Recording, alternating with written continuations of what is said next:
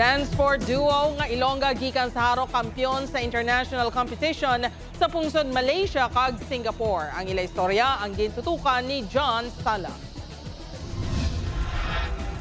Kalkulado nga steps, emosyon nga sigurado madala kagid, kag mga hulag nga sa imuuna paglantaw daw kasubong at tinuig na ini nga ginensayo. Apang, kabalo-bala ka mga binulan pa lang sila nagtuon sa pagsaot sang dance sport. Meet Nicole and Pearl mga kapuso, ang dancing duo sa Barangay Bitoon Haro nga nagrepresentar sang Pilipinas sa duwa ka international dance sport competitions sa pungsod Malaysia kag Singapore sang damlaglang.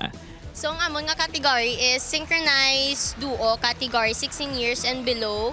So pwede na siya nga bayi-bayi, pwede man siya nga laki-laki. Pero sa amon nga category is bayi-bayi siya. Nag-training gid kami 4 months para maka-prepare gid maayo sa amon nga routine kag para ma-memorize gid namon kag ma-perform maayo. Nakakuha sang multiple gold, silver kag bronze medals sa Nicole kag Pearl. Magluwas sa kabudlay sang kompetisyon kag sa preparasyon nangin pagpanghangkat man para sa ilang pinansyal.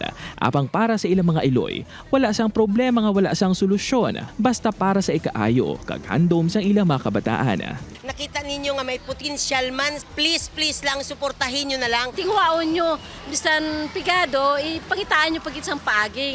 Ang dance sport ang hindi mahapos nga aktibidad, ilabi na nga tinuig ang dalaganon parang iningasahi isang talento ang ma-perfect.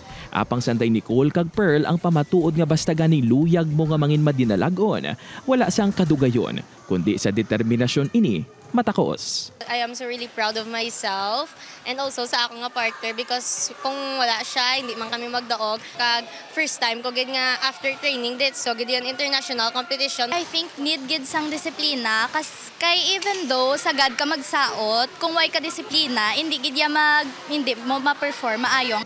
Upod kay Hans Desierto, John Sala. Juana, Western Visayas.